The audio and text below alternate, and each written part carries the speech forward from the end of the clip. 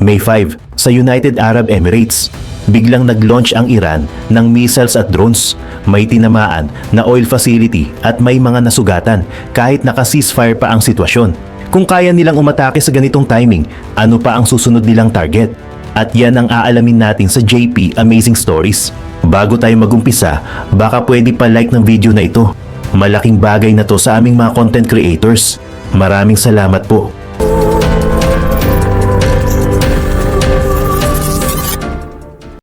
May 5, sa United Arab Emirates, biglang nagbago ang sitwasyon kahit may usapan na tungkol sa ceasefire. Sa gitna ng inaasahang pagkalma ng tensyon, nag-launch ang Iran ng panibagong wave ng missiles at drones papunta sa UAE. Hindi ito warning lang o isolated incident, isang aktwal na pag-atake na may malinaw na target. Isa sa mga tinamaan ay isang oil facility. Ayon sa initial reports, drone ang ginamit sa strike, hindi missile. Ibig sabihin, mas tahimik at mas mahirap ma-detect ang approach. Nangyari ito habang patuloy ang monitoring ng iba't ibang bansa sa rehiyon, kaya mabilis kumalat ang balita at agad itong tinutukan ng international community. Sa side ng UAE, agad na nag-activate ang kanilang air defense systems. Sunod-sunod na interception ang ginawa para pigilan ang mas malawak na damage. Kahit may na-intercept, malinaw na ang goal ng attack ay hindi lang simpleng pananakot. May intent itong magpadama ng pressure at ipakita na kaya pa rin ng Iran umatake kahit may ceasefire na pinag-uusapan. Mas lalong naging seryoso ang sitwasyon dahil sa timing. Habang inaasahan ng maraming bansa na papunta na sa de-escalation ng conflict, biglang nagkaroon ng ganitong development. Para sa UAE, hindi na ito simpleng provocation. Ito ay direktang paglabag sa katahimikan na sinusubukang buuin sa rehiyon. Sa mga oras na iyon, nagsimula nang mag-shift ang mood ng mga leader sa Middle East mula sa pag-iingat at pag-uusap napunta ito sa alert mode. Ang tanong ngayon, hindi na kung may tension, kundi kung hanggang saan ito dadalhin ng susunod na galaw ng bawat bansa. Habang tumataas ang alert level, naglabas ang UAE ng detalyadong report tungkol sa mga natanggap nilang attacks. Hindi na ito simpleng bilang ng iilang missiles. Lumabas na sa datos na daan-daang ballistic missiles na ang na-engage ng kanilang air defense systems mula pa noong nagsimula ang conflict. Kasama pa dito ang dose-dose ng cruise missiles at libu-libong drones na paulit-ulit na sinusubukang pumasok sa kanilang airspace. Sa pinakahuling wave ng pag-atake, kinumpirma ng UAE na naka-intercept sila ng ilang ballistic missiles, cruise missiles at drones sa iisang operasyon. Ibig sabihin, coordinated ang pag-launch at hindi hiwa-hiwalay na aksyon. May pattern at may sistema ang approach na nagpapakita na hindi basta-basta ang capability ng Iran pagdating sa ganitong klase ng offensive. Sa kabila nito, hindi naman tuluyang bumigay ang depensa ng UAE. Karamihan sa mga incoming threats ay na-neutralize bago pa man makapagdulot ng mas malaking damage. Pero kahit ganon, hindi pa rin naiwasan ng epekto. May ilang lugar na tinamaan at may mga tao ring nasugatan. Iba-iba ang nasyonalidad ng mga naapektuhan na nagpapakita na hindi lang local population ang nasa risk kundi pati mga foreign workers na nandun sa bansa. Ang mas mahalagang punto dito, hindi lang ang damage ang tinitingnan ng UAE kundi ang trend ng attacks. Kapag ganito kadami ang naitatala nilang threats sa kabuuan ng conflict, malinaw na hindi ito panandalian lang. Tuloy-tuloy ang pressure at posibleng mas lumala pa kung hindi mapipigilan. Dahil dito, mas naging seryoso ang assessment ng UAE sa sitwasyon. Hindi na lang ito tungkol sa pag-handle ng isang attack.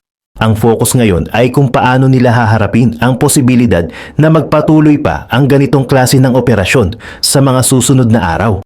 Dahil sa assessment na posibleng magtuloy-tuloy ang ganitong sitwasyon, mabilis na naglabas ng konkretong hakbang ang gobyerno ng UAE para bawasan ang risk sa mga civilian. Isa sa pinakaunang in-announce ay ang pag-shift sa online classes para sa lahat ng paaralan mula nursery hanggang higher levels.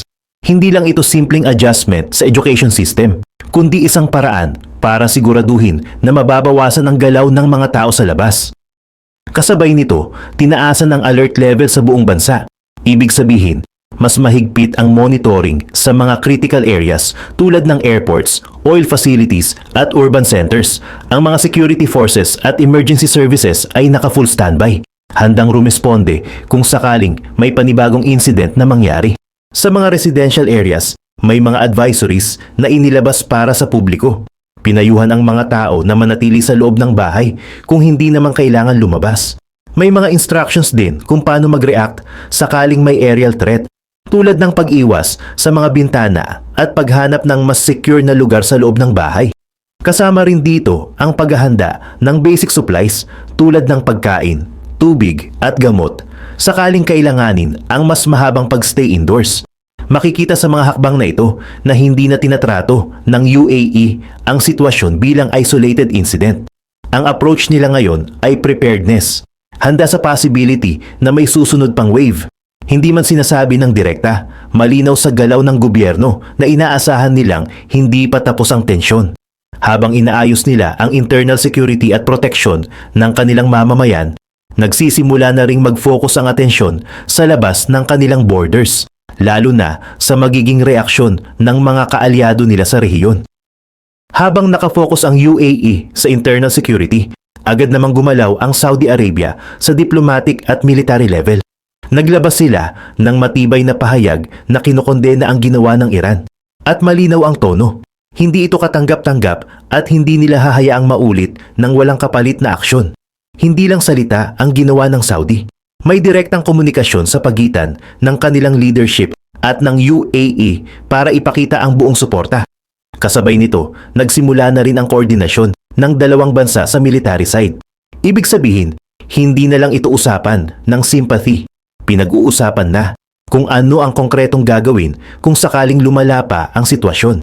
Sa likod ng mga closed-door discussions, tinitimbang nila ang mga options. Kasama dito ang posibilidad ng defensive reinforcement, intelligence sharing, at kung kinakailangan, limited retaliation. Pero malinaw na hindi sila basta gagalaw ng hindi planado. Kailangan naka-align ito sa mas malaking strategy sa rehiyon. Mahalaga rin ang galaw ng Saudi Arabia. Dahil isa sila sa pinakamalakas na puwersa sa Middle East. Kapag pumasok sila sa eksena, nag-iiba ang balance ng sitwasyon. Hindi na lang ito issue ng isang bansa laban sa isa. Nagiging mas malawak na alignment ng mga bansa laban sa iisang threat. Habang tumitindi ang coordination ng Saudi Arabia at UAE, unti-unti ring nagiging malinaw na hindi na ito simpleng bilateral tension.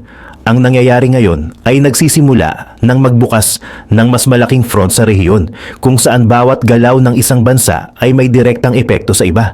Habang lumalawak ang koordinasyon sa pagitan ng UAE at Saudi Arabia, may isa pang development na hindi inaasahan ng marami. Pumasok sa eksena ang Qatar at naglabas ng sariling statement na kumokondena sa ginawa ng Iran.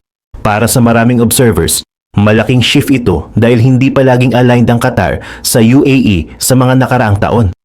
Sa kanilang pahayag, malinaw ang posisyon nila na ang pag-atake ay paglabag sa sovereignty at banta sa stability ng buong rehiyon.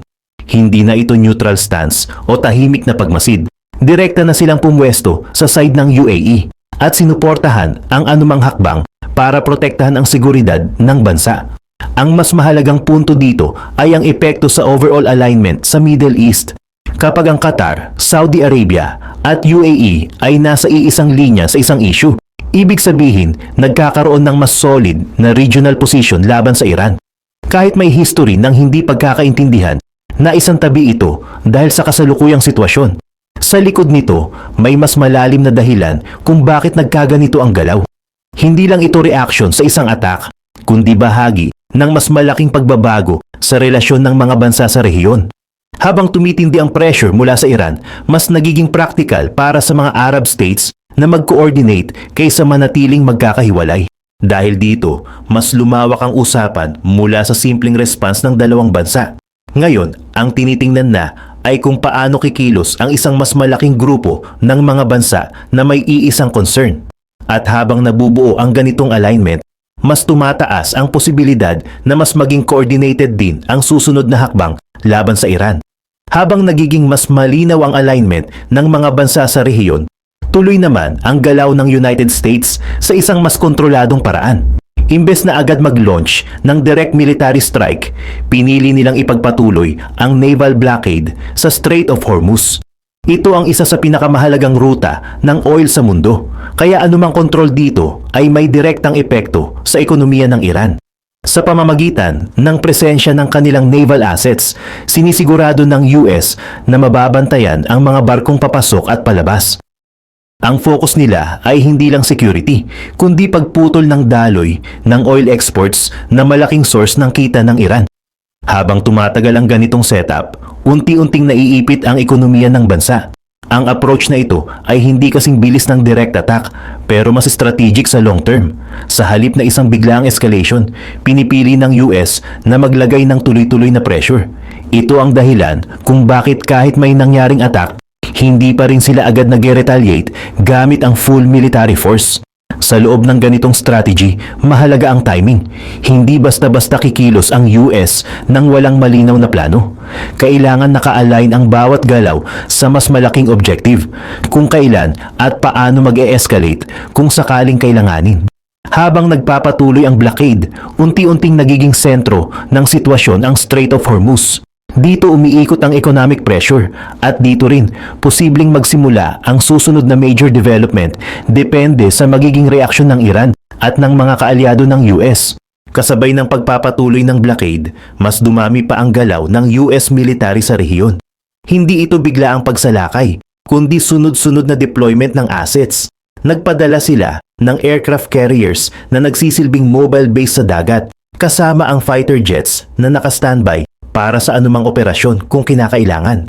Bukod dito, may mga refueling tankers na lumilipad sa himpapawid para suportahan ang mas mahabang flight time ng mga jet.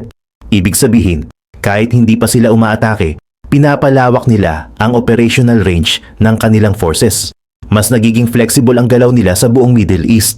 Mapapansin na tuloy-tuloy ang mobilization pero walang malinaw na signal ng full-scale attack. Hindi ito padalos-dalos na aksyon. Bawat galaw ay nakaayon sa mas malaking plano at pinapakita lang nila na kaya nilang mag-escalate anumang oras kung kinakailangan. Sa ganitong setup, malinaw ang mensahe ng US. Handa sila pero kontrolado pa rin ang sitwasyon sa kanilang side. Hindi sila basta magre-react sa bawat provokasyon. Mas pinipili nilang ihanda ang lahat bago gumawa ng mas malaking hakbang. Habang dumarami ang military assets sa paligid, mas tumitindi ang pressure hindi lang sa Iran, kundi pati sa buong rehiyon. Lahat ng bansa ngayon nakatingin sa susunod na galaw. Dahil kahit walang direktang attack, ramdam na ramdam ang bigat ng presensya ng US sa eksena. Habang tumitindi ang presensya ng US sa rehiyon, naka-full alert din ang Israel.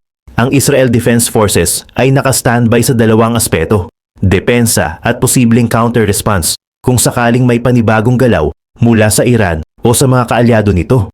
Hindi lang ito simpleng paghahanda, may malinaw na adjustment sa loob ng bansa, lalo na sa aviation sector. Ang pangunahing airport sa Tel Aviv ay inilagay sa mataas na alert level, handang magpatupad ng agarang pagbabago sa flight schedules o kahit pansamantalang pagsasara kung kinakailangan. Ibig sabihin, pati civilian movement ay posibleng maapektuhan depende sa bilis ng pagbabago ng sitwasyon. Sa military side, nakaposisyon ang kanilang defense systems para mag-intercept ng anumang incoming threats. Kasabay nito, may kahandaan din para sa retaliation kung sakaling magdesisyon ang mga kaalyado nilang bansa na gumalaw. Hindi sila kumikilos ng hiwalay. Nakabase ang galaw nila sa koordinasyon sa mas malawak na alliance. Ang ganitong setup ay nagpapakita na hindi lang isang bansa ang nakafocus sa sitwasyon. Kahit wala pang direct na attack sa kanilang territory sa puntong ito, tinatrato na nila ang sitwasyon bilang high risk. Lahat ng critical systems naka-standby at bawat galaw ay nakamonitor. Habang mas maraming bansa ang pumapasok sa alert mode, mas nagiging malinaw na ang sitwasyon ay hindi na limitado sa isang bahagi lang ng Middle East. Lumalawak ang saklaw ng paghahanda at bawat bansa ay nag-a-adjust base sa posibilidad na may susunod pang mangyayari. Habang nakafocus ang mga bansa sa Middle East sa defense at coordination, naglabas naman ng opisyal na reaksyon ang mga bansa sa Europe. Kinondena ng Germany at ng European Union ang mga pag-atake at malinaw ang mensahe nila na hindi ito katanggap-tanggap at kailangang tumigil ang ganitong aksyon. Kasabay ng condemnation, nanawagan sila ng agarang pagbalik sa negotiations. Para sa kanila, mas mahalaga ang diplomatic solution kaysa sa military escalation. Ipinunto nila na ang patuloy na conflict ay may epekto hindi lang sa rehiyon kundi pati sa global stability, lalo na sa ekonomiya at energy supply. Pero sa kabila ng mga pahayag na ito, wala silang direktang military involvement. Walang deployment ng troops o assets na galing sa European side na katulad ng ginagawa ng US. Ang role nila ay nananatili sa diplomatic pressure at political statements. Makikita dito ang malinaw na pagkakaiba ng approach. Habang ang US at mga bansa sa Middle East ay gumagalaw sa military level, ang Europe ay nananatili sa negotiation at de-escalation strategy. Hindi sila pumapasok sa direct confrontation kahit na kinikilala nila ang seryosong epekto ng sitwasyon. Habang nagpapatuloy ang ganitong posisyon, nagiging bahagi ang Europe ng mas malaking usapan sa international level pero hindi sa frontline. At habang tumatagal, lalong nagiging tanong kung sapat ba ang diplomatic approach sa isang sitwasyon na patuloy na umiinit. Habang patuloy ang pressure mula sa labas, lumalabas na mas malaki ang problema ng Iran sa loob ng sariling sistema nila. Dahil sa blockade, naapektuhan ang ekonomiya, lalo na ang oil exports na pangunahing pinagkukunan ng kita. Habang tumatagal ito, mas nararamdaman ang epekto sa loob ng bansa, mula sa government hanggang sa ordinaryong mamamayan. Sa ganitong sitwasyon, may tatlong malinaw na opsyon ng Iran. Una, sumunod sa pressure at pumasok sa kasunduan. Ikalawa, tiisin ang blockade kahit lumala ang epekto sa ekonomiya. At ikatlo, mag-escalate ng conflict para ma-shift ang focus ng internal issues papunta sa external threat. Sa galaw nila, malinaw na pinili nila ang ikatlong option. Sa pamamagitan ng patuloy na attacks, napupunta ang atensyon sa labas imbes na sa mga problema sa loob. Kasabay nito, nagkakaroon din ng temporary unity sa loob ng kanilang system dahil may common external pressure. Hindi ito simpleng military decision. Isa itong strategic move para kontrolin ang sitwasyon sa loob habang hinaharap ang pressure sa labas. Pero habang ginagawa ito, tumataas din ang risk na mas lumala ang conflict sa buong rehiyon. Habang sinusuri ang dahilan sa likod ng mga galaw ng Iran, tuloy naman ang pag-uusap sa pagitan ng UAE at Saudi Arabia tungkol sa susunod nilang hakbang. Hindi na lang ito tungkol sa depensa. Nasa mesa na rin ang posibilidad ng retaliation. Isa sa mga option na pinag-uusapan ay ang limited strike, isang targeted na aksyon na may specific na objective. Hindi ito full-scale attack, kundi isang controlled response para magpakita na hindi sila magpapabaya sa nangyari. Pero kahit may ganitong option, hindi sila basta gagalaw ng mag-isa. Kailangan naka-coordinate ito sa United States. Dahil sa presensya at strategy ng US sa rehiyon, mahalaga na aligned ang anumang gagawing hakbang para hindi maapektuhan ang mas malaking plano. Sa ngayon, nasa stage pa sila ng pagsusuri at pagdedesisyon. Tinitimbang nila kung kailan at paano kikilos at kung gaano kalaki ang magiging epekto nito sa kabuuang sitwasyon. Sa puntong ito, malinaw na ang buong rehiyon ay nasa mataas na level ng tension. Hindi lang isang bansa ang involved. Maraming bansa ang naka-alert at naghahanda para sa anumang susunod na mangyari. Lahat ng galaw ay nakamonitor at bawat desisyon ay may direktang epekto sa iba. May dalawang posibleng direksyon ang sitwasyon. Maaaring manatili ito sa limitadong conflict kung mapipigilan ang escalation. Pero kung may isang side na gumawa ng mas malaking hakbang, posible itong lumawak at magdala ng mas malawak na epekto sa buong Middle East. Ang magiging susunod na galaw ng Iran at ng United States ang pinaka-critical. Dito iikot kung tataas pa ang level ng conflict o kung mananatili ito sa kasalukuyang estado. Habang wala pang malinaw na aksyon, nananatiling handa ang bawat bansa sa anumang senaryo. Sa ngayon, hindi pa tapos ang sitwasyon. Ang bawat oras ay may posibilidad na magdala ng panibagong development. At ang direksyon ng conflict ay nakasalalay sa mga susunod na desisyon na gagawin ng mga pangunahing bansa na involved.